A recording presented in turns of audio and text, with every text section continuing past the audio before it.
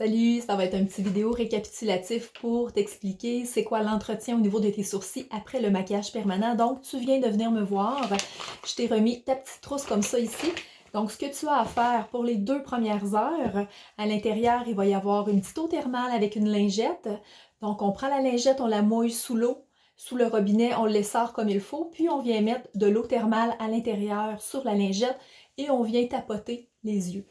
C'est super important, on ne vient pas frotter ni rien, on vient juste déposer, puis on peut en remettre plusieurs fois à l'intérieur du 2 heures. L'eau thermale, ses propriétés, c'est vraiment d'être antiseptique, cicatrisante, puis apaisante. Donc, ça va aider à ce qu'il n'y ait pas de petites infections qui se créent suite au maquillage permanent.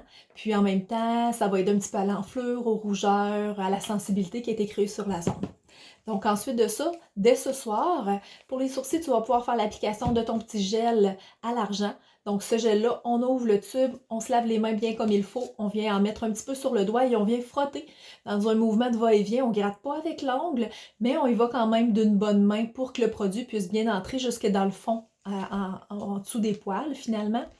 Et ce gel-là, on vient l'appliquer pendant une semaine, matin et soir. Ça peut être plus que ça si jamais tu en sens le besoin parce que ça pique ou quoi que ce soit, mais minimalement pendant 7 jours, matin et soir. Une fois que c'est terminé, on va pouvoir jeter là, le produit.